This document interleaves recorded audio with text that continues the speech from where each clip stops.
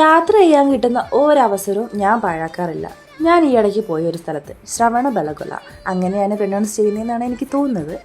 ഞാനും എൻ്റെ ചേച്ചിയും 2 കന്നഡ ചേച്ചിമാരും അവരുടെ പിള്ളേരും ഉണ്ടായിരുന്നു. സംഗതി അടിപൊളിയായിരുന്നു. നമ്മൾ ഇവിടുന്ന് ട്രെയിനിൽ കയറി 155 കിലോമീറ്ററിൽ നിന്ന് മാറിയാണ് കേട്ടോ, ബാംഗ്ലൂരിൽ നിന്ന് മാറിയാണ് ഈ ഒരു സ്ഥലം സ്ഥിതി ചെയ്യുന്നത്. കർണാടകയുടെ ഉൾപ്രദേശങ്ങളിലൂടെ പോയപ്പോൾ തന്നെ നമുക്ക് ശരിക്കും പറഞ്ഞാൽ ഒരു കേരളത്തിൻ്റെ പ്രതീതിയൊക്കെ ഫീൽ ചെയ്തായിരുന്നു.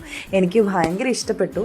എന്നിട്ട് നമ്മൾ ചെന്നൊരു സ്ഥലം എന്ന് പറഞ്ഞു കഴിഞ്ഞാൽ ഒരു ജൈനമത ടെമ്പിളാണ്. അവിടെ നമ്മൾ ഒരുപാട് പടികൾ കയറണം കേട്ടോ. പടികൾ കയറി അങ്ങ് ചെന്ന് കഴിഞ്ഞാൽ ഒരുപാട് അമ്പലങ്ങൾ അതിൻ്റെ ഇടയ്ക്ക് കാണാൻ പറ്റും. പിന്നെ ഒറ്റക്കല്ലിൽ നിർമ്മിച്ചെടുത്ത ഒരു പ്രതിമയുണ്ട് അവിടെ. ഗോമട്ടേശ്വര ബാഹുബലി എന്ന് പറയുന്ന ഒരു തത്വചിന്തകൻ്റെ ആയിരുന്നു ആ ഒരു പ്രതിമ.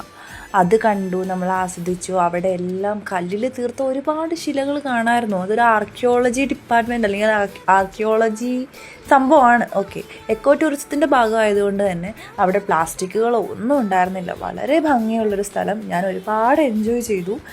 എന്നിട്ട് എന്നാ, ഇങ്ങനെയൊക്കെ ആഗ്രഹിക്കുന്നവർക്ക് വരാൻ പറ്റിയ അടിപൊളി ഒരു സ്ഥലമാണ് കേട്ടോ. പിന്നെ പ്രകൃതി ഭംഗിയൊക്കെ ആസ്വദിച്ച് ടയേർഡായി ഒരു പരിവായിട്ടാണ് മക്കളെ ഇറങ്ങിയത്.